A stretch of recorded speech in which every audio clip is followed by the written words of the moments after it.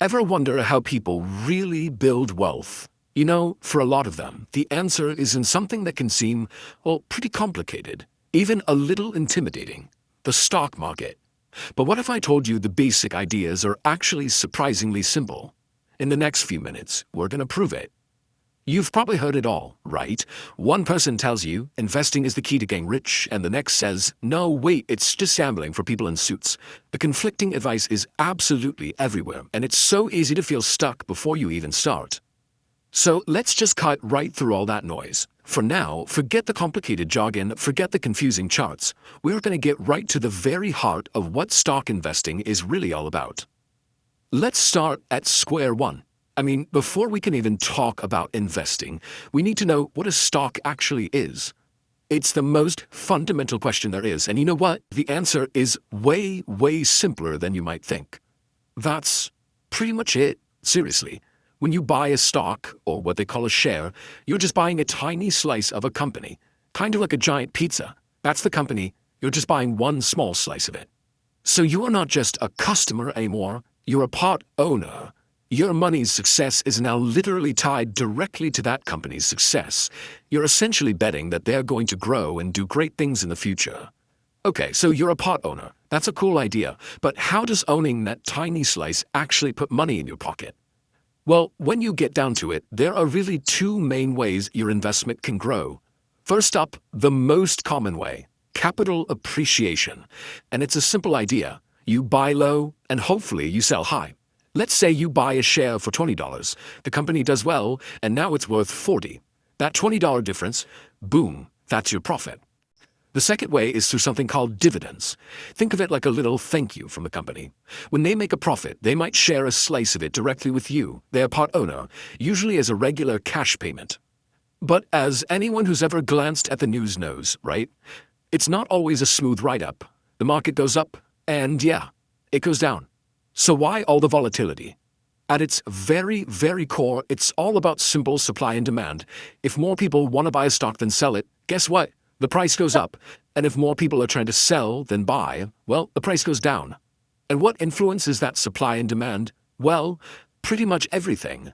From the company's latest earnings report and big industry trends to major global events, it all plays a role. This is exactly why trying to predict the market's day-to-day moves is, well, it's pretty much impossible. So, given all that unpredictability, how can you approach this in a smarter, more strategic way? Let's look at two critical ideas that every beginner should know. Okay, first you gotta think investor, not trader. You see, traders are like sprinters, trying to profit from those quick, short-term market bounces. Investors, on the other hand, they're marathon runners. They buy into great companies and they hold on for the long haul, knowing that over years the overall trend is usually up. And for most of us, the marathon is the much sought race to run. You've heard this a million times, I know, but in the world of investing, it's not just some old cliche, it is a golden rule.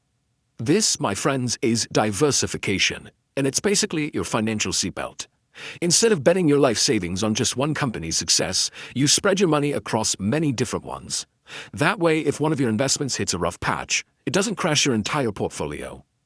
All right, let's talk about the single most powerful tool you have as a new investor. And it isn't some secret stock tip or a complex formula.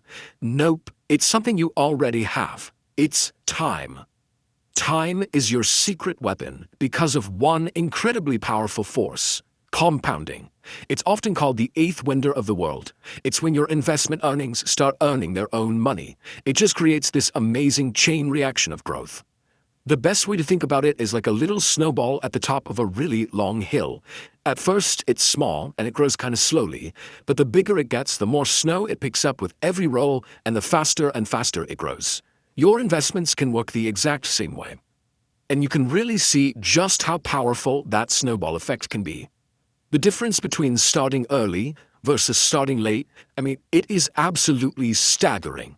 The person who began their journey sooner ends up light years ahead. This is why you'll hear people say the single best time to start investing was yesterday. The second best time, today. So let's bring it all home. What are the big ideas here? First, Always remember that a stock isn't just a ticker symbol on a screen. It's a real piece of a business that you actually own. Second, to protect that ownership, diversification is your best friend. It's your safety net. Don't put all your financial eggs in one company's basket. And finally, never, ever forget that your greatest advantage, your true superpower in all of this, is time. Let the magic of compounding do the heavy lifting for you. Look, the goal here isn't to tell you to run out and buy stocks tomorrow. It's to empower you to start your own journey of discovery. Because the more you learn, the less intimidating all of this becomes. So the real question isn't just what will you learn next, but what could your financial future look like if you start learning today?